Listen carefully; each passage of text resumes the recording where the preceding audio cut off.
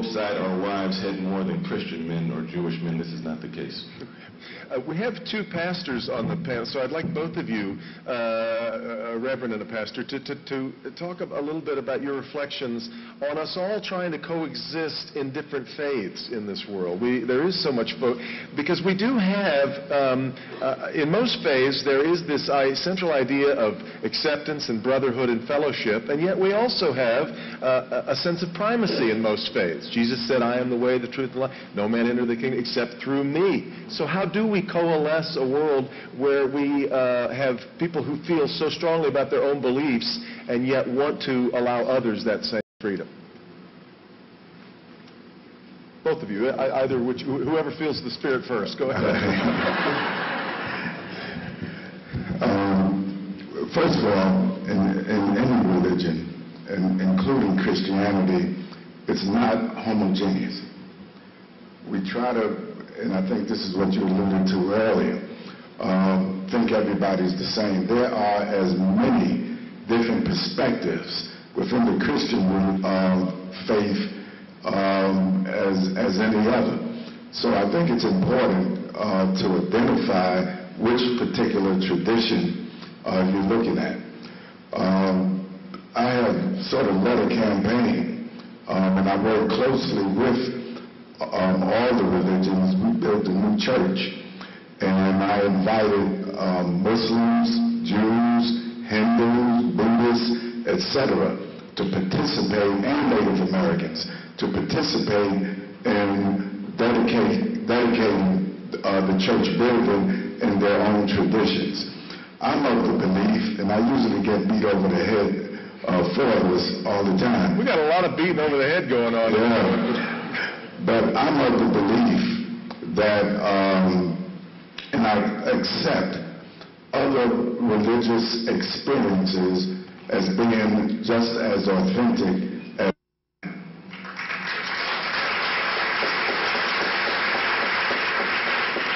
And then secondly, I think what connects all religions and traditions together is predicated on the spirit. All of the other things are important based on the traditions, etc.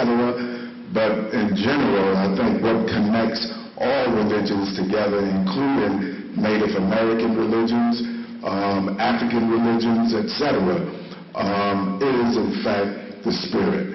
And so there's a unity and a oneness there that allows us to come together and share experiences. I'm not interested in converting anybody that's a part of another religion and they practice that religion faithfully. I do not try to convert people from other religions.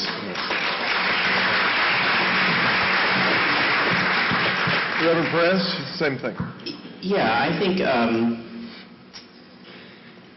I think unfortunately, in some ways, I think the general U.S. society is losing the ability to have civil discourse, and has become ill-practiced in genuine dialogue.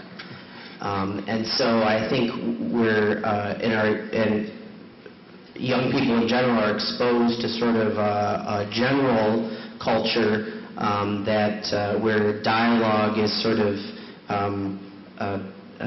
a shouting match, where we cannot at the same time hold deep personal convictions and treat other people whom we would spend a lifetime maybe battling over those convictions with respect and dignity as a human person.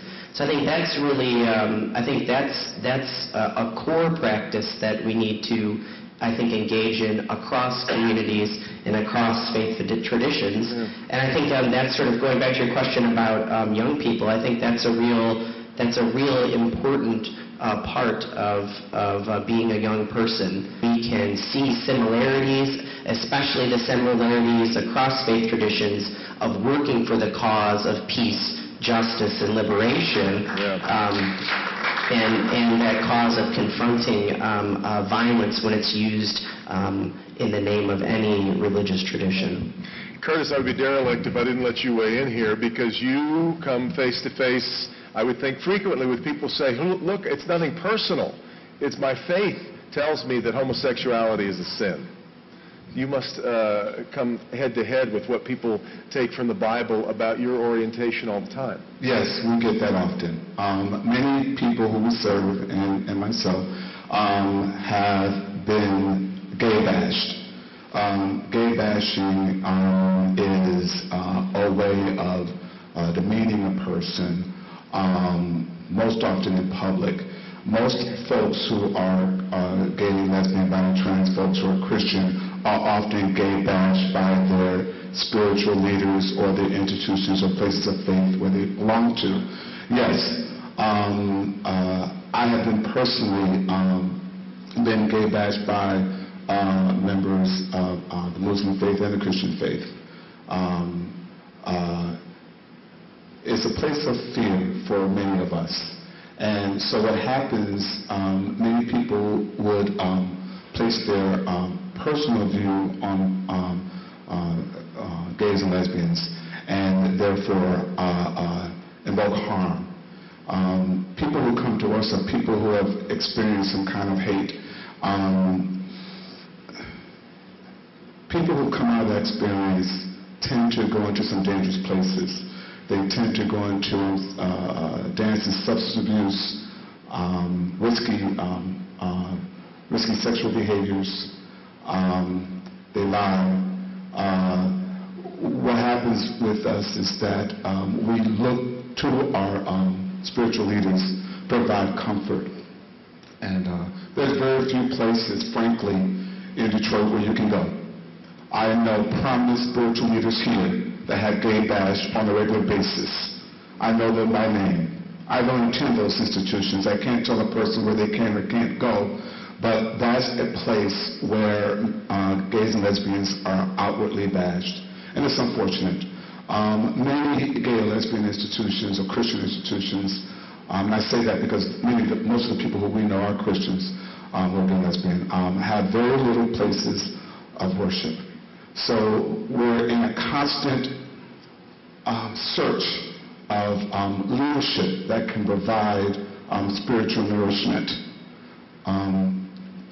One of the reasons why I always say that I'm a proud Detroiter, because I know that there are very wonderful people here, wonderful Christian, Muslim, and other faith persons here in leadership. We just can't find you. I'm going to use that. But I'm not joking. We can't find you. We get the extremists. We get the loudmouths.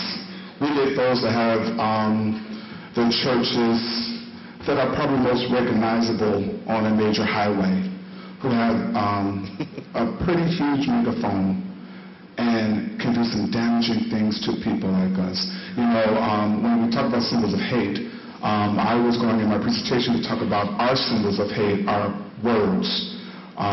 It's words like fag, dyke, sissy, bulldagger. Those are painful words. It gets magnified when a spiritual person in leadership uses those words. So I just want to share with you, yes, it comes across our community often. People in my community are always looking for leadership in that. So I'm open and I'm willing to listen. If you have solutions or institutions that are welcoming to all people, I'm eager to hear and to tell people that I run into, this is a safe place where you can worship. This is a safe place where you can go and find God, Allah, however you call your higher power. There's a place here. I need that help. We don't know that.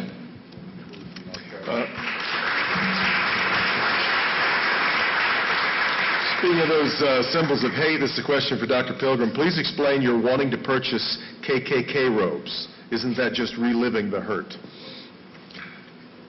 First of all, I didn't actually purchase the robe. The Livingston County Diversity Committee saw a guy stick a Klan robe in his